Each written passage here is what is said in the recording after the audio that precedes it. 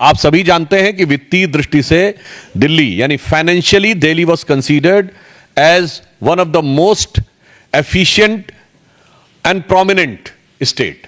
संभवतः भारत में सबसे बेहतर आर्थिक स्थिति वाले राज्यों में दिल्ली माना जाता है, जहां के लोगों की आय भी बेहतर होती है, अधिकांश सुविधाओं का वहन केंद्र सरकार करती है।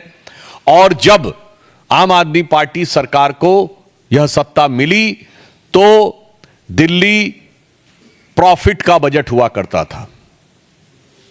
यह वर्ष 2024-25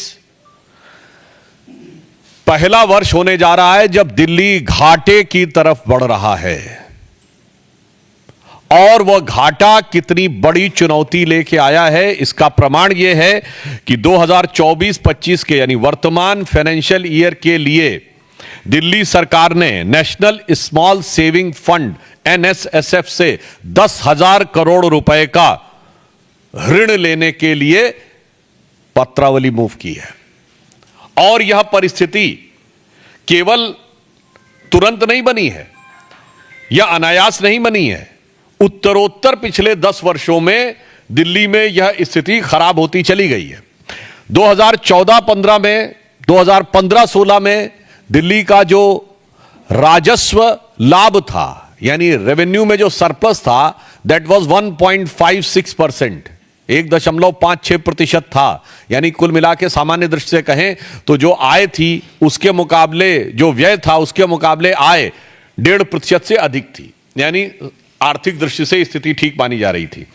फिर वो गिरना शुरू होता है, 2016-17 में 0.85 पे आता है, फिर 0.72 पे आता है, एक बार उठ के 0.95 पहुंचता है, और 2020-21 में वो 0.19% पे आ जाता है, फिर 0.3 पे आता है, और इस साल वो निगेटिव में जाता हुआ दिखाई पड़ रहा है।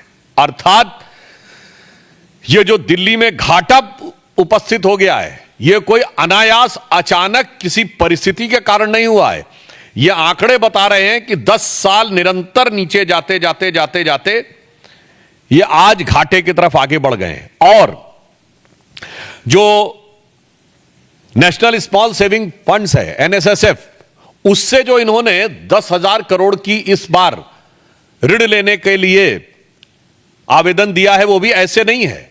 2016-17 में इन्होंने 2,896 करोड़ रुपए का लिया, फिर वो अमाउंट बढ़ते बढ़ते ऐसा हुआ कि विगत 3 वर्षों में 11,000 करोड़ रुपए लिए, और अभी इस एक अकेले साल में 10,000 करोड़ रुपए का डेट लेने के लिए आवेदन दिया है।